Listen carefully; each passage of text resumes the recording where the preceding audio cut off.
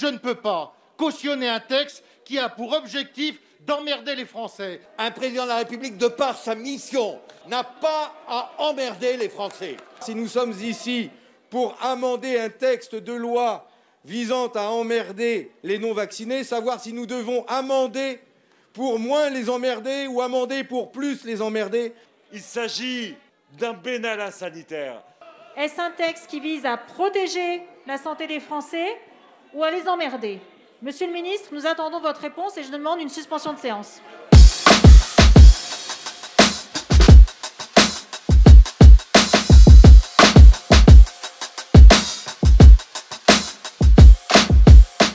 Nous demandons la présence du Premier ministre parce que les propos du Président de la République sont des propos indignes, des propos irresponsables, des propos méprisants et surtout des propos très prémédités.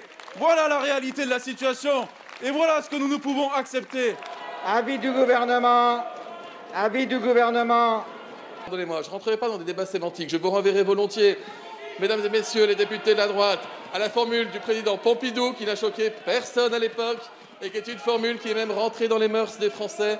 Et si vous lisez en détail l'intervention du président de la République dans son interview aux Parisiens qui sort demain, vous verrez que l'intention est avant tout une intention de protection de la population. Dès que nous sommes élus députés, la responsabilité qui est la nôtre, c'est d'être députés de tous les Français, de ceux qui ont voté pour nous et de ceux qui n'ont pas voté pour nous, de ceux qui sont vaccinés et de ceux qui ne sont pas vaccinés. Et on avait cru comprendre que l'objectif de ce texte était de lutter efficacement contre cette crise qui nous est tombée sur la carafe depuis 2 ans.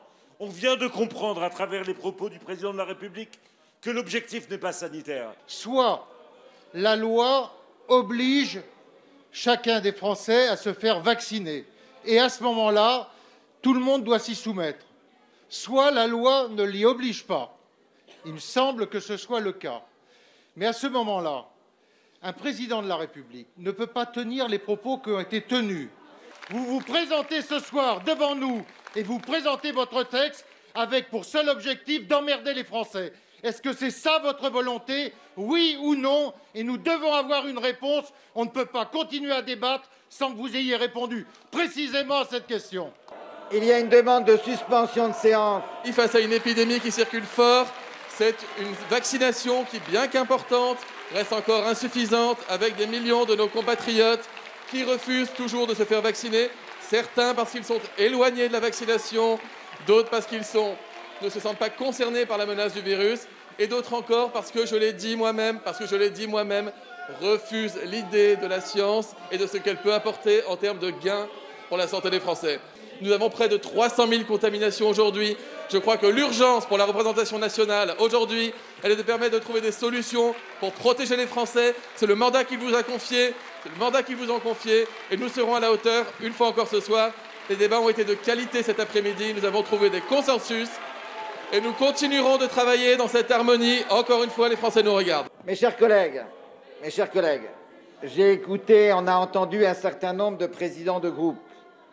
Chacun conviendra que les conditions d'un travail serein ne sont pas réunies pour des raisons qui touchent peut-être à des événements extérieurs à notre Assemblée. Pour toutes ces raisons, et en espérant que nous pourrons travailler plus sérieusement demain dans l'intérêt général, je vous informe que la séance est levée, que la prochaine séance interviendra demain à 15 h.